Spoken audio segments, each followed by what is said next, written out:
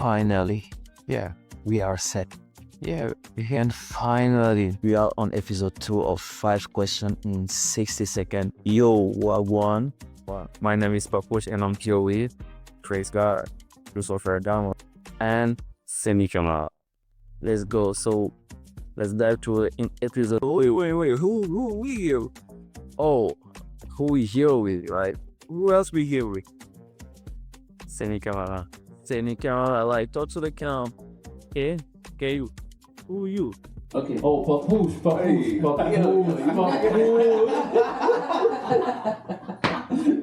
on. I'm serious. But yeah, Papush. Yeah. So, we are on episode 2 of like 5 questions in 66 seconds. That's it. And today we are like exactly Seni and my guy Praise. So let's dive into the question and like we're gonna welcome our guest. But before, present yourself. Okay. I'm Semi Kamara, entraîneur du CS Longueuil, Ligue 1 Québec. Donc voilà, ancien joueur professionnel. Et aujourd'hui, je suis avec Praise et Maradi. Yeah. Un ancien joueur à moi, donc que j'ai eu à coacher. Voilà. Yeah, bienvenue Isaac, bienvenue. Mais guys, comme il a dit, ouais, j'étais un ancien joueur de CNI, so il a été mon coach back then. But yeah, so let's dive into episode 2. So let's get it. Okay. So, CNI, première question. Ok. Quel est votre like? C'est quoi le plus grand? Est-ce que je peux te vous voir ou je te Toi, moi, tu peux. Oui, bien. Ah, ok. Carré. Donc, quel est le plus grand défi en tant qu'entraîneur de Ligue 1 Québec que tu as rencontré? Défi, ouais, je vais parler de mon club, du CS Longueuil. On a un club formateur, un club qui est dans le développement. Donc, nous, le défi qu'on a chez nous à Longueuil, c'est développer les jeunes,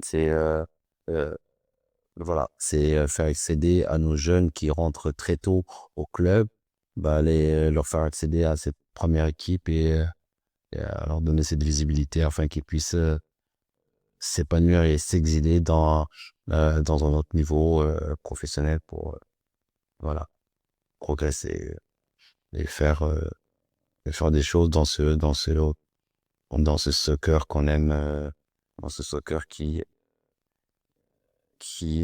Le sport number one. Ouais, le meilleur sport du monde, voilà. Ouais, le sport, ouais, ça ressemble tout le monde et personne. Donc, si je comprends bien, tu es le coach de Longueuil. Et puis, à Longueuil, vous êtes plus concentré sur les jeunes présentement pour le développement des jeunes.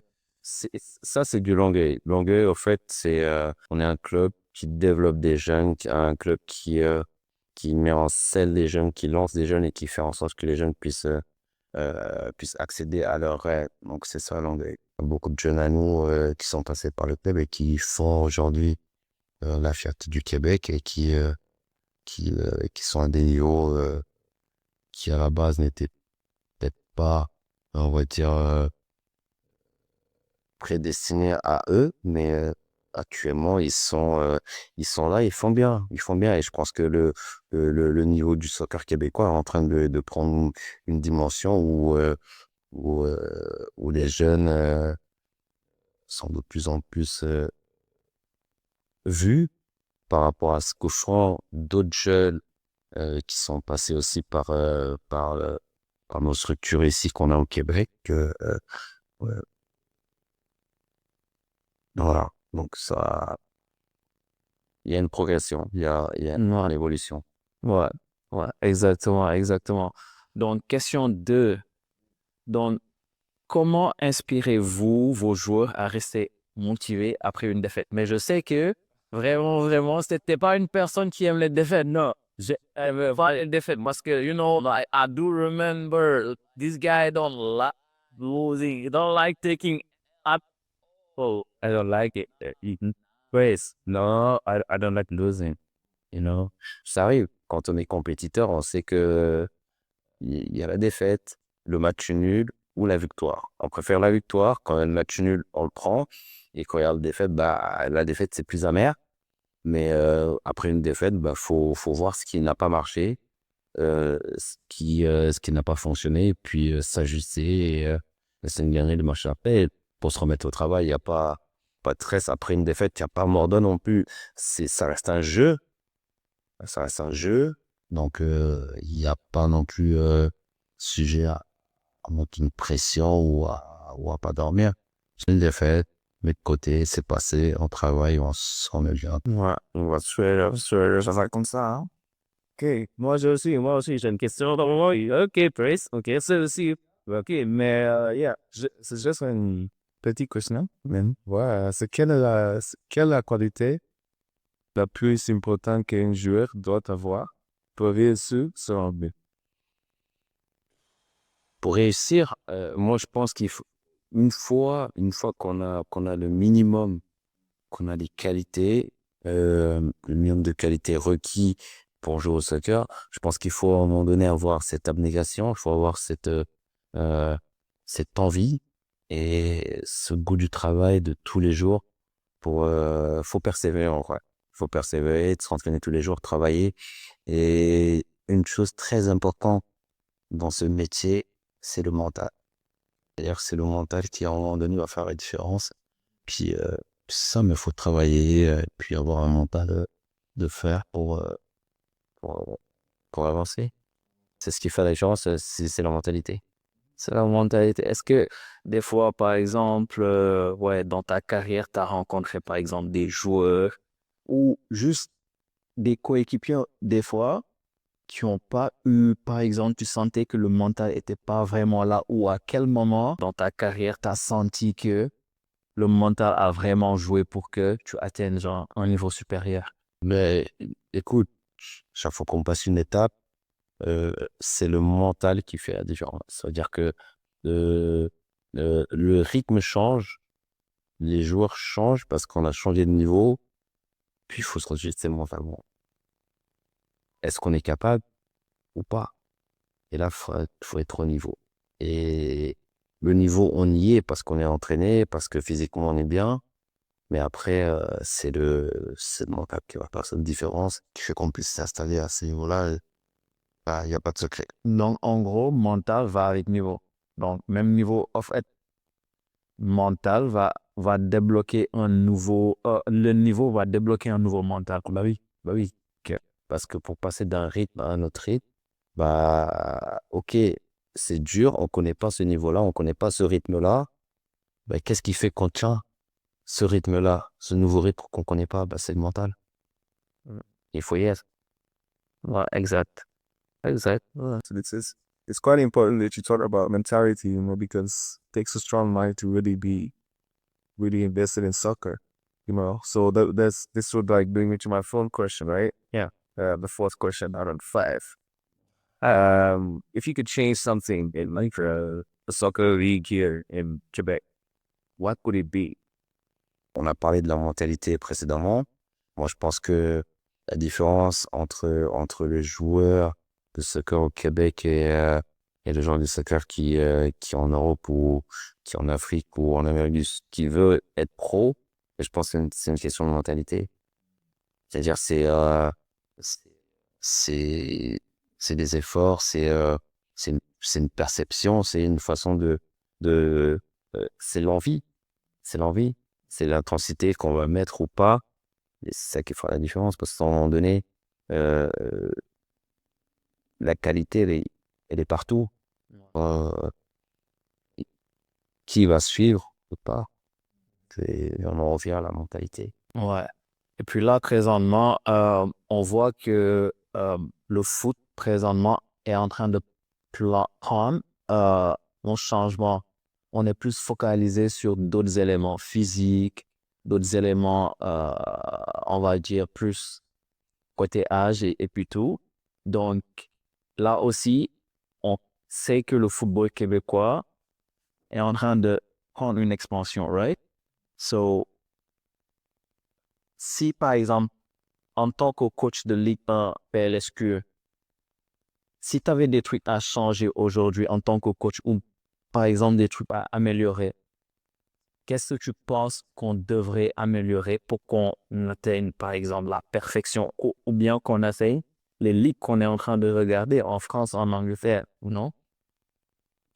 Dans le foot québécois, au niveau des joueurs, ou Généralement, le foot québécois, joueur, stop, everything.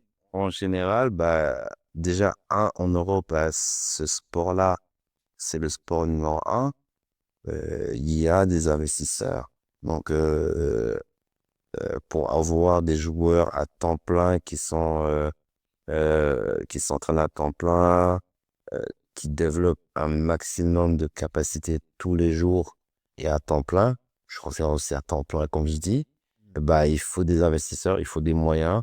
Et pour l'instant, les sponsors suivent, et pas autant que qu'ils devraient suivre. Et Pas en vrai comme le hockey ou bien le NBA, en vrai. voilà, c'est un peu différent. En Amérique du Nord, on est quand même plus sur des sports, euh, j'appellerais des sports de gymnase qui se font à l'intérieur, soit le basket, le hockey, euh, voilà. Mais euh, pour que ça se développe, déjà, il faut un investissement, il faut plus de moyens, il faut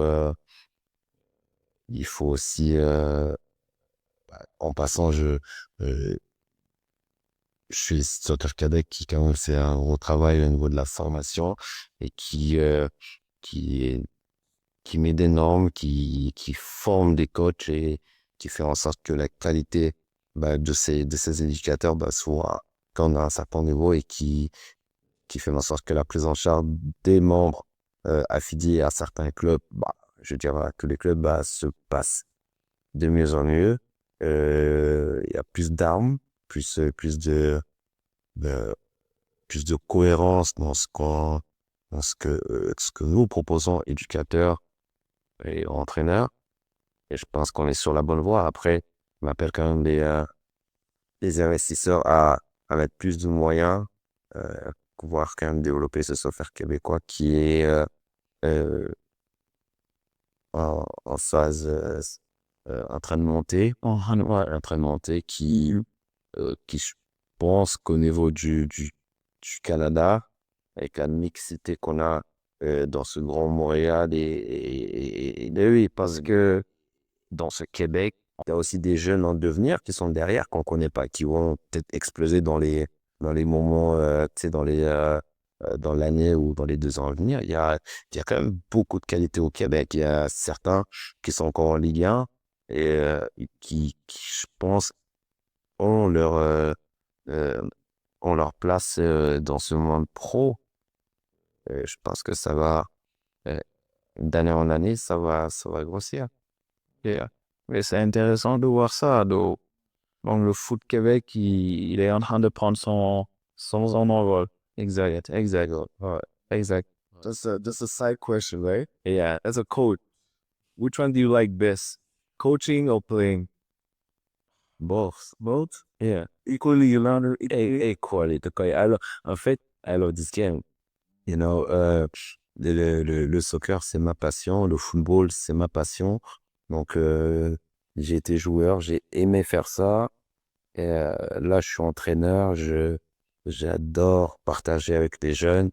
Et voilà, être sur le terrain tous les jours me donne une joie.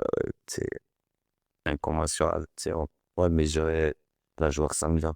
Ouais. Et, je suis vraiment, vraiment heureux d'être sur les terrains tous les jours et partager mon expérience avec ces jeunes-là qui ont ce rêve que j'ai eu aussi dans le temps et que des gens ont partagé aussi avec moi. C'est un juste retour que je leur donne. Ben, il est toujours bon de faire un retour à la base, non? Sans oublier le soccer féminin. Exact, ça me tient à cœur, et de dire que le soccer féminin aussi a sa place et est en train de prendre son envol. Et comme je dis, chez nous à Longueuil, ben, on met tous les efforts pour que le soccer féminin, ben, soit aussi au même niveau que ce soit le féminin. Voilà, donc voilà, big up le soccer féminin québécois qui aussi récemment aussi, on en parle moins, mais qu'il y a aussi des joueuses qui sont dans des ligues européennes Non, non, non, c'est en pleine expansion. Je pense que à tous les niveaux, euh, aux journaux de tous les côtés, je pense qu'on est pas mal. Ok, parfait, c'est exactement ça. Ça présage en tout cas d'un beau futur. Ouais, le football québécois, voilà, guys, you know. Mais moi, j'avais une question entre parenthèses, right? Ok. Je sais, ça devrait être 5 questions, 60, Dans le business, ça sera une guide. même à sec, ouais. Mais récemment, en tant que... Ok, vas-y. Mais récemment, j'ai eu une information, you know. L'information, c'est la suite. Euh, L'année passée, genre, c'était Senior 3A, d'accord? Ouais. Maintenant, cette année, des informations que j'ai reçues, on passe à la Ligue 1, Ligue 2 maintenant, right? Est-ce que tu peux nous en parler plus? Si on peut avoir plus de détails. Ok, c'est nouveau. On passe à un format avec une Ligue 1, Ligue 2, Ligue 3, avec des montées descentes, avec un U19 espoir. Euh, je pense que aujourd'hui, Soccer Québec a envie d'amener une compétitivité, de montée descente. On est vacuumé, on est habitué à être dans une ligue, on descend pas et puis il y a pas, on se challenge pas.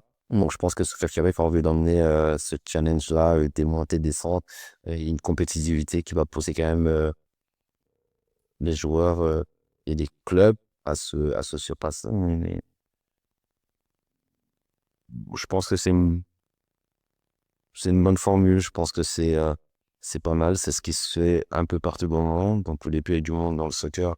À part en Amérique du Nord, c'est des montes et des descentes. Euh, Faut charbonner, faut travailler, faut être bon, faut faire du résultat. Et puis, Donc, en grosso modo, ça veut dire que l'année prochaine, une équipe première qui joue en Ligue 1, ça peut être Blainville, Autremont ou bien même Longueuil, s'il fait partie des 2 derniers de son groupe, il descend en Ligue 2. Et puis le premier de Ligue 2, pas, il peut monter. attention, pas pour l'année prochaine. C'est-à-dire qu'en 2025, OK? il n'y a pas de montée-descente en Ligue 1. Donc, les équipes de Ligue 2 vont monter en Ligue 1. Donc, combien? Je pense que c'est 2, mais reste à confirmer. Et je pense que voilà, il y aura 2 équipes qui monteront en Ligue 1 pour l'année, par exemple 2025 ou 2026. Mais à partir de la saison 2026, des équipes de Ligue 1 qui seront dans le bas descendront au profit des équipes qui monteront de la Ligue 2 et Ligue 3, ainsi de suite. OK. Donc, je pense que c'est une bonne chose parce que ça va faire en sorte que la compétition, ça va donner plus de compétition, plus de compétitivité. Et puis, en même temps, le foot québécois, on se dit la vérité, mais ça prend une expansion, hein. Comme avoir une Ligue 1, Ligue 2, c'est quelque chose de bien pour nous. On se dit la vérité, on s'en va vers là. C'est pas mal. C'est ce qui se fait un peu partout dans le monde, donc je pense que c'est une bonne initiative. Okay, Alan. Alright. So, last question. Ah, c'est comme une question. C'est la dernière question. Dernière, ok. Ouais, mais là, on va partir vraiment sur ta carrière. Sur moi, ouais, ça, c'est la carrière. Donc, tu vas prendre ça entre carrière de joueur ou bien de coach. Ouais, Ouais, ok. c'est up to you, right? Oh, j'aime So, trop, mais bon. quel moment de ta carrière, bah, Ouais, dis-moi. ouais, te rend le plus fier? Coach ou joueur? Mais c'est où ça, le Spice? Je vais commencer au Québec ou ailleurs. Ok, coach, joueur, je vais commencer par ma sélection avec l'équipe nationale du Sénégal. C'était quand même une grosse fierté. Euh, je je saurais pas le décrire, mais quand on est appelé à aller jouer euh, pour sa nation, c'est quand même, c'est quand même, c'est quand même gros. C'est, c'est, euh, c'est un ressenti quand même qui est particulier, hein. C'est particulier. Yeah. Donc voilà, c'est le moment. Parce qu'après, Le reste, entre les clubs où je suis passé, un peu mais dans les 3 continents, même voire 4, euh, je savais c'était quoi, je savais qu'il fallait taffer. J'allais pour un contrat, donc il fallait faire le taf et c'est ça le travail d'un joueur pro. Tu es sous contrat, tu travailles, tu fais ce qu'il faut, puis c'est tout.